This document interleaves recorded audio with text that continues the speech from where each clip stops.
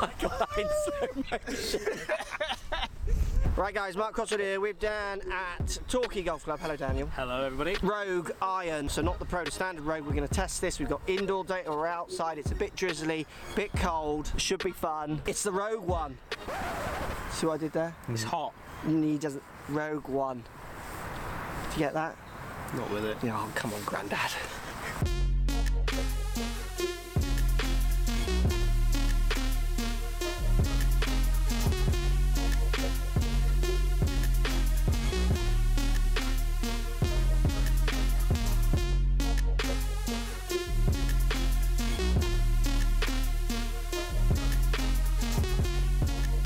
Right, we're a 175, 180 out.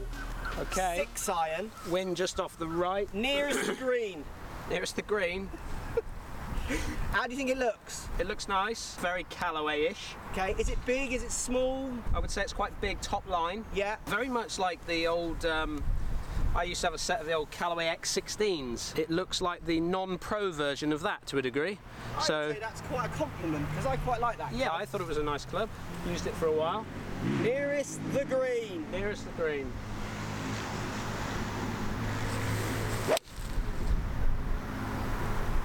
Oh, that's good for length. That felt superb. Did it? Really, really nice. Sound? It was a bit echoey, but I just felt lovely. Really, really nice. So we get offset, decent amount, medium top line, medium sole. It's 360 cup face design, so we've got the outside of the club all cut away, which Callaway have used for a while now. That's there to reposition weight and try and make the face as friendly kind of across every part of the face.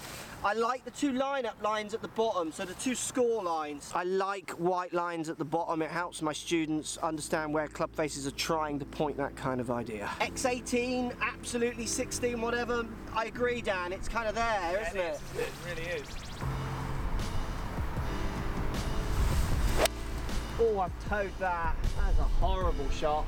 We'll get up there and show you those, but Dan is definitely closer. I caught that out of toe, so it felt average. Maybe did okay considering how much I caught it out the toe. We'll have to hit more to see exactly how it feels. I do quite like the way it looks. Nearly pin eye.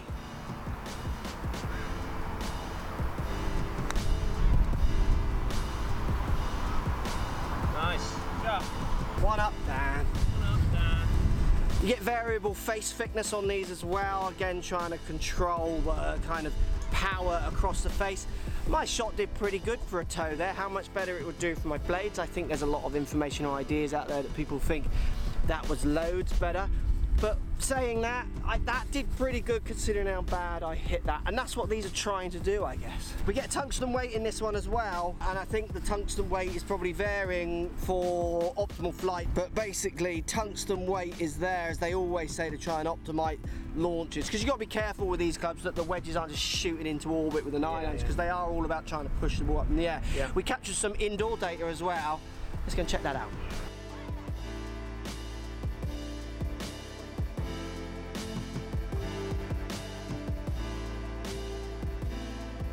So Rogue, I'm carrying it 180. Yeehaw! 6 iron, Dan carrying 182, spinning 4-3 for Dan, 4-5 for me. So interesting, you actually got it spinning lower. Lower, but probably just on one particular shot, because I caught it right off the top. Yeah, absolutely. Launching at 17 and 16 for Dan, so high launching, low spinning. Bomballs. Bomballs, it's a power iron. It is. It's doing not bad on the spin, to be honest. It's not the lowest. I have to thin it to get it manageable, but it's good. Yeah. Yeah, nice. Let's get out and see if we can actually hold or hit any greens with it. Yeah.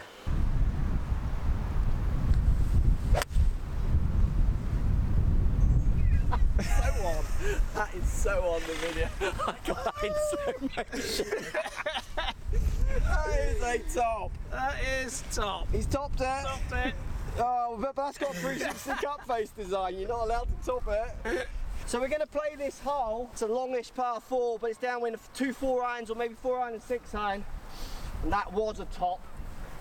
Get up there. Oh, I feel nervous now. Oh, Oh, it's another toey one, but it's actually doing quite well. Considering where I'm hitting them, that feels quite nice. I'm surprised. I mean, the numbers are what you expect from the indoor. They're low spinning. They're power bats. They're lower lofted, low spinning irons. That felt all right off the face considering where I hit it. I like the shape of the 4-iron. Again, bit of offset, medium top line, but it's what I want to look at in this kind of harder to hit iron. I want the help. Short irons will come to, maybe not so sure. We there yet, Dan? We're not there yet, but... This one has variable face thickness, but I'm not sure what part of the face and the variability you hit from there. Do you remember that early morning, Sunday morning shot? You got that then, didn't you? 3-iron, a little bit thin. What did you think about the 4-iron looks before topping it though? I quite like the way it looks. As a power bat. Yeah, it is. Like I said, it's very similar to that old X18 or iron. I think they've kept hold of that sort traditional look of it, should we say? Yeah, I agree. But a lot of people like those irons. Yeah. Good looking iron. Just here, bruh. Just there. Well, at least I got to the fairway. You missed it, but you reached it. Right, so Dan's about 220 yards out. The game is nearest the middle of the green in 2 because this one's actually on a temporary, so we're not going for the flag that you might see fluttering kind of over here. I'm not sure Dan can even reach. But I'm going to hit it as hard. Are you going to try and shape this or just hit it hard? I'm going to have to hit it with a bit of draw to get it anywhere near that green. Okay. You've overturned it. I mean, out of any club you would want to hit, if you're going to hit it that hard and try and shape it, that's when looking down at something like that is a real bonus, is it not? Yeah, absolutely. That, even though I don't think I could have got there, I felt looking down at that I could. And this is what I think is interesting, because people would always call these less workable. You could argue they're more, because you can get more out of this when you need it, because it might go higher and it might go further. I agree. So I think that term is a marketing term that I've tried challenging for years. You had no problem shaping that, even though that's heavily heel-toe weighted, cavity back, friendly power bat. Yeah, and actually felt really quite nice that time. Still not on the green though.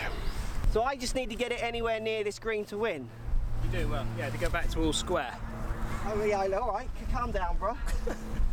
So I'm going to hit the 6-iron from the rough, slightly wet. Again, this is where any added help, height, in theory, is a good thing. So I've got this one written down, and it's a urethane microsphere for phenomenal sound and feel. So basically, you've got this rubber pad, almost urethane. Yeah. What they're trying to do is make it less clicky. Yeah.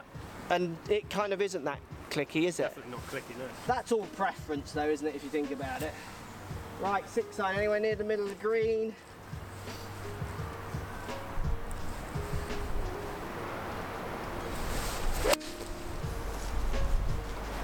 That's a good shot. Great shot.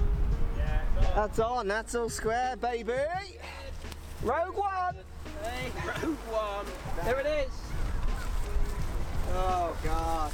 Look at that pitch mark there. Look.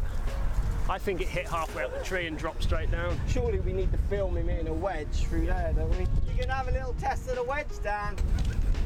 What do you think of the shape of that? Yeah, this starts to get a bit extreme for my liking. It gets very rounded off the neck, coming down off the neck, onto the face, which obviously is slightly offset, and very round at the top here. Big top edge. Yes or no? No. There's a definite no for that. Even though we'll see how we get on from this live, shall we? Might be a yes. Where can I? Can I get it through there? Dan is reviewing this club. You can get through there, bruh. Yeah, I'm getting through. Right in the middle of the green where I am. Just whether I got the height. Get up there. Oh! Is that one up to me now? One up. It's not, it's all square. So I've hit a 4-iron, 6-iron just onto the front here. Like, I'd be quite happy with this. I think an interesting point is I would never play this hole like this because obviously I'm happy with my driver. But for instance, when I filmed with James on those, anyone who saw my Cunard trip, his driver was a bit everywhere. He used the 4-iron off the tee. So this is where stronger lofted, longer irons, much help as possible. Like, I would give him this set of clubs and then just question the shorter irons if he needs them, which we actually did in that set of videos. But you see what I mean? If you're someone who hits a 4-iron off a tee, these and other companies, power bats kind of make a bit of sense, don't they? Right, we're going to finish with 2 wedges, Dan. Okay. So we're going to go, what's this, 100 yards, we're playing about 120 into the wind, which this kind of club I think is made for, and then we're going to go to like 60 yards. Okay, yeah. Because my worry, always with the power bats, obviously, is the gapping when you go up and down, and how easy is this to actually not make powerful, because a wedge and 9 irons, 8 irons, 7 irons, you need to be able to hit them the distance that you get inside on the launch monitors, but then you need to feel distance as well, and can we do it? Literally have no idea if I'm going to draw this or whatever. It's got to be all of it, don't you think? Oh, plenty today in to win like this, yeah. That is flow, isn't it? I've hit it like my 120 yard shot. That's pin high. That's not a bad shot. Hold there. Where's he in it? Hold there. Hold there. Oh, it's big. Oh, it's off. Oh my God. We'll show the results of that in a minute.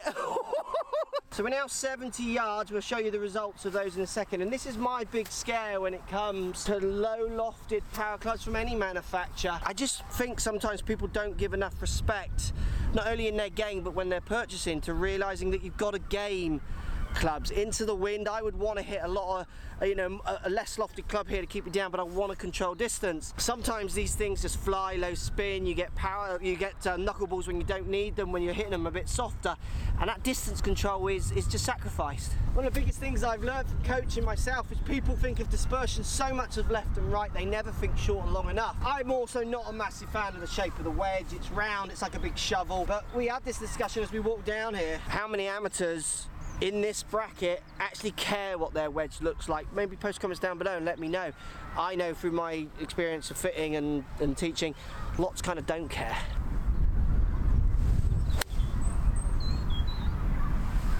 Get left, get down. God, that isn't easy. Oh, that's nice. Hold that. Sit down. Okay, let's get up and show everyone what's happened with that. Okay. He's won.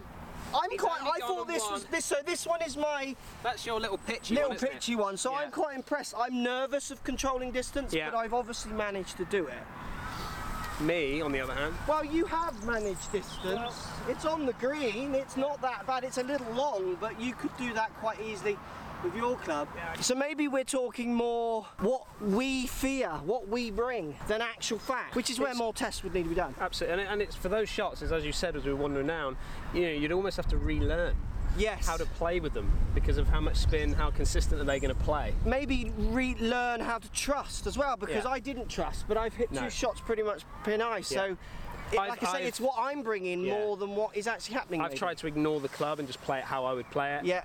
And yes, it's worked. It has. It was a good feel. And then your other one, which is down here, again for distance. I mean, it landed like here and kicked off. It would have been level with mine. It's literally, I've won one on distance and both a bit on direction. Left to right, face the path.